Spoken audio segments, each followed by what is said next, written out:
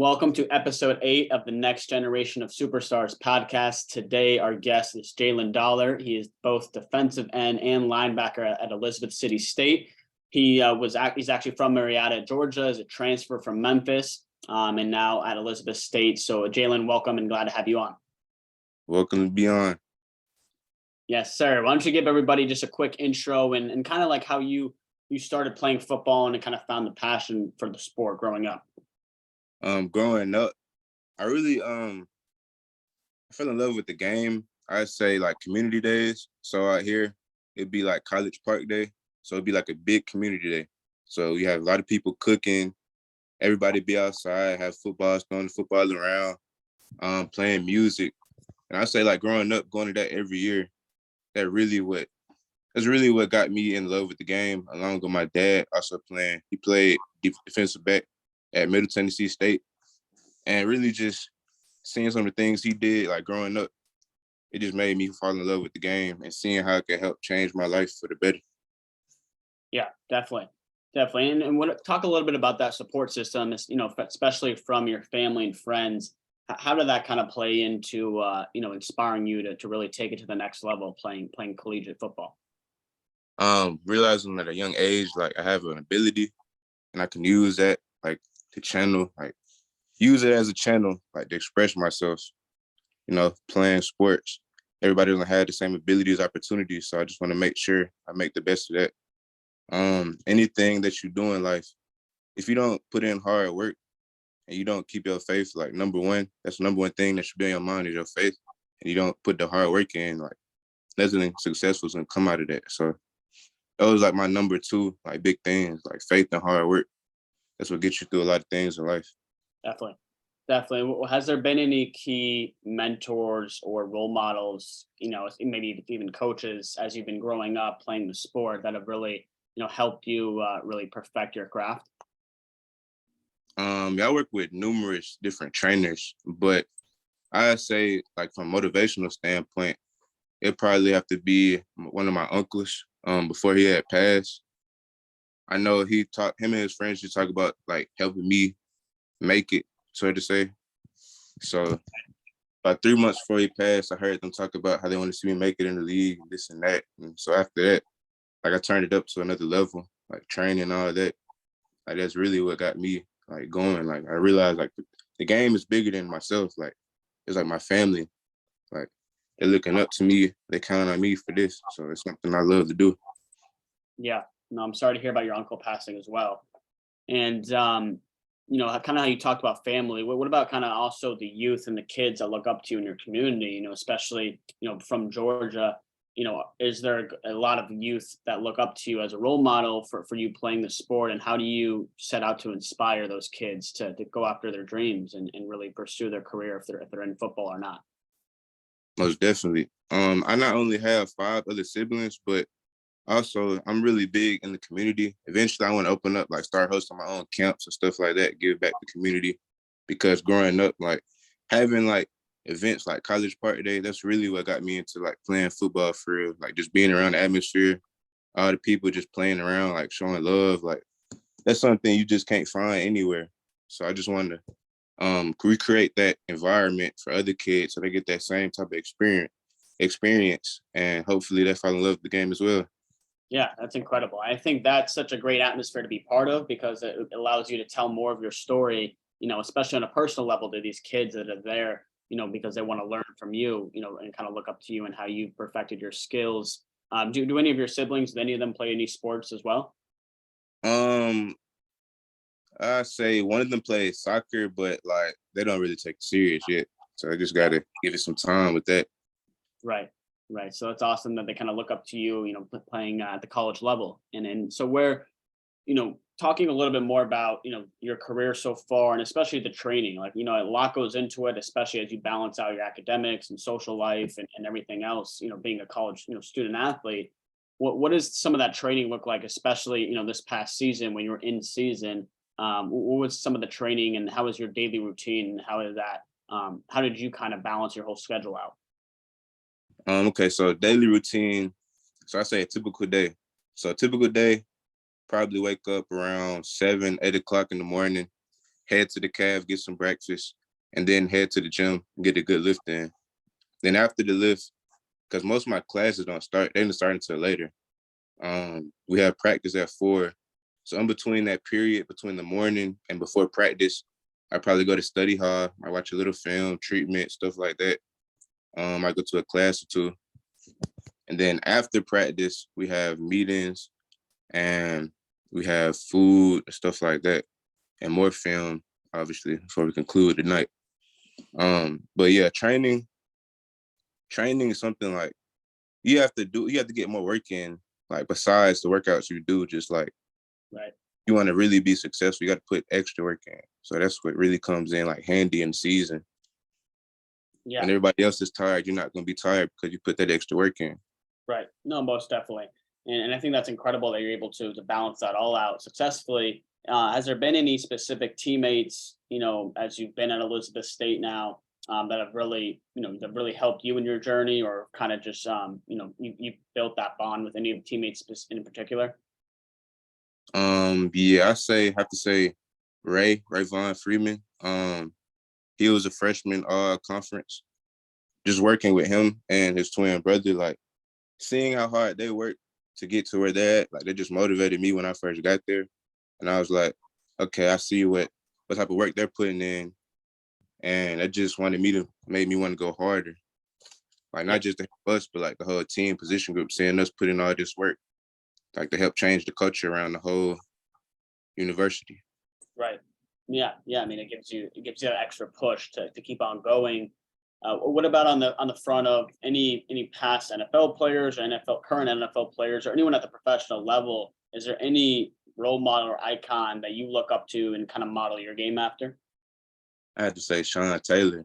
I used to play safety in high school, and my pops also played DB. So just watching Sean Taylor, like seeing how physical and aggressive he was, seeing all of that, that just like what I wanted to model my game around. And then more specifically, like pass rushers, I had to say Micah Parsons. He's a current player right now. I like looking at little Von Miller. The speed rush, can't go wrong with that. And Max Crosby as well. Yeah, I love it. All great players, and that's awesome that you get to be able to watch their game and then kind of model that and see how you can help and put in your own spin on it in your own way. And Yeah. kind of switching a little bit of gears, but you've been in the Web3 industry, for several months now. Working with us at first, and as well being on a partner platform, Virtual Stacks, and seeing some initial success. Talk a little bit about to our audience how what are your initial thoughts on Web3, and especially Web3 in the sports industry, and how that's really helping you in your career and journey to really go to the next level? I feel like it's going to be great.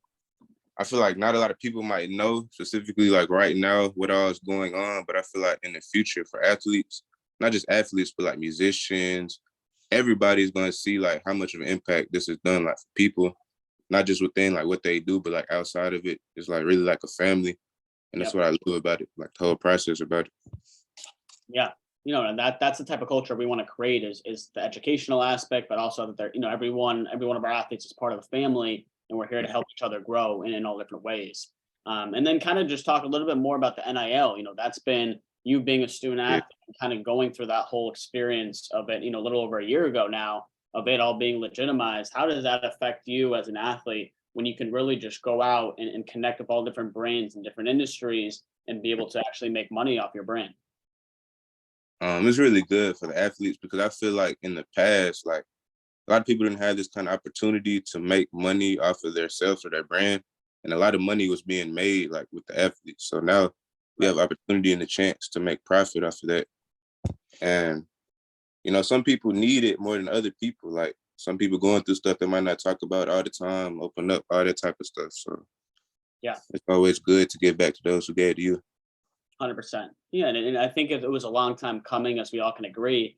And for it now to be legitimized, where as a student athlete, you can actually go and do this with your brand, it's just a whole nother layer that's just giving that extra push and assistance and support to tons of athletes all over the nation. So I think it's awesome to see that you were able to experience that firsthand, being a student athlete when it all happened. Yes, sir. What are your kind of, Jaylen, talk a little bit about what are your goals? How many more years of eligibility do you have left, first off? I have two. Two. So you have 2 years left. What are your kind of long-term goals? Do you want to take it to the professional level, whether it's the NFL or XFL or all these other leagues that are out there? What are your long-term goals, especially playing football right now? Okay, so I have a little over a year left. So once I get my degree, I'll make a decision then. But I do plan on playing professionally. I just want to make sure I set myself up, make sure I got everything checked off the list before I get ready to go professional. Still some more things I got to handle at school. So Yeah. that's not going right now.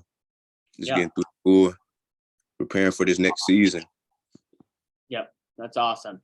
That's awesome, and I think it's great that you have some time, to really, think about which direction you want to go, and Mhm. especially, making sure you take into account academics and then having everything balanced out before you make that decision, where you're going to take your career to.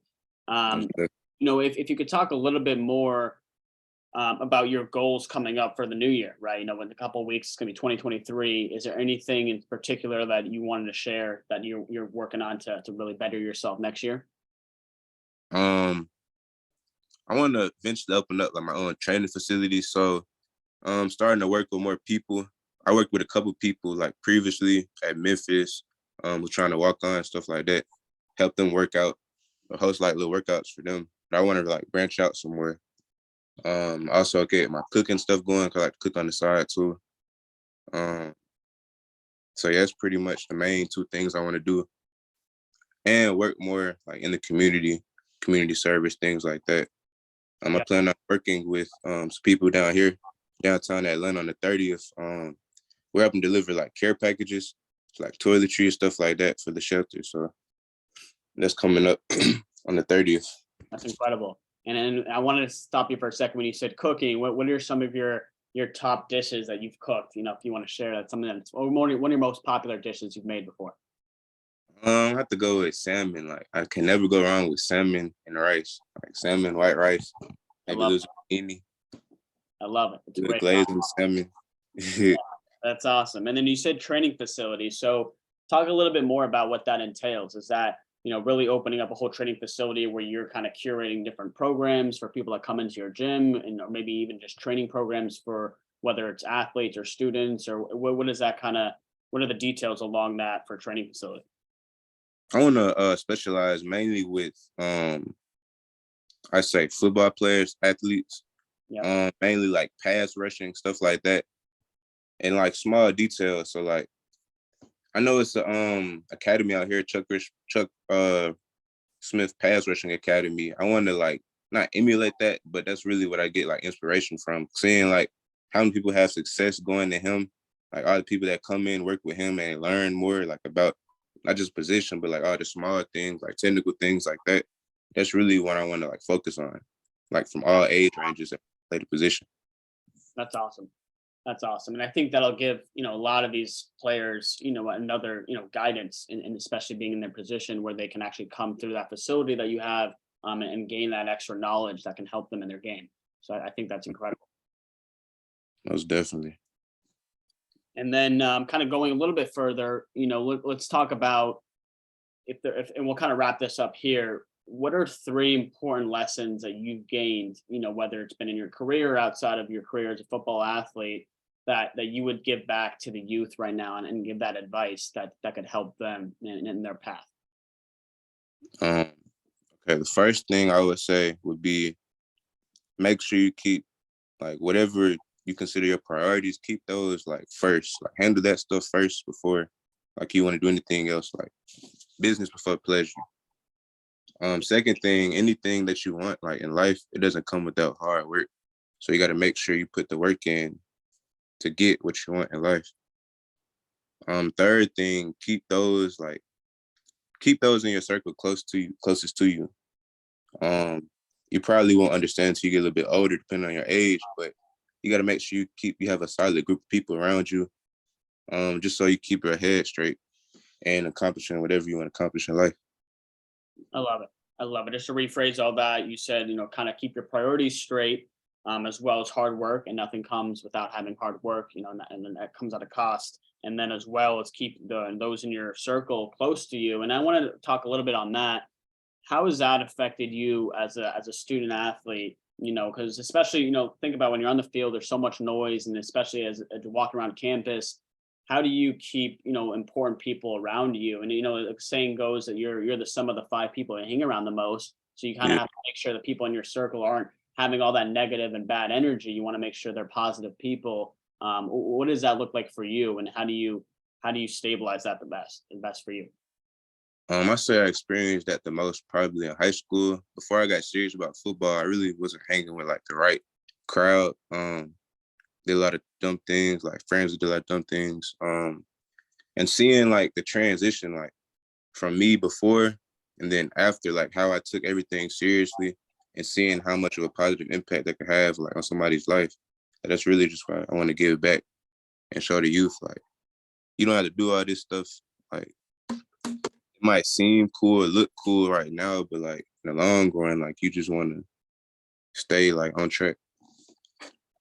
Yep, and I think having those people that really push you to be better, right? You want to surround yourself with people that are smarter than you and better at different aspects, and that's going to help bring you along and to be able to do it in your own way and be around those good influences. So I think that's important that you said that, because a lot of people, they may be lost and just around the wrong people and don't even realize it. And when you can have that awareness, it'll help you get to that stage where you can realize the people you want to be around, that's going to help you and actually help you be more successful.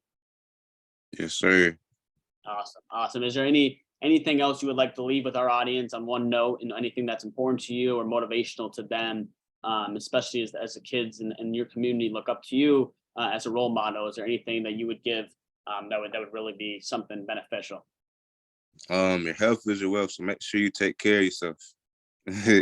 I love it. Maybe even give one tip. What is something in your diet as an athlete that's helped you the most with taking care of your health?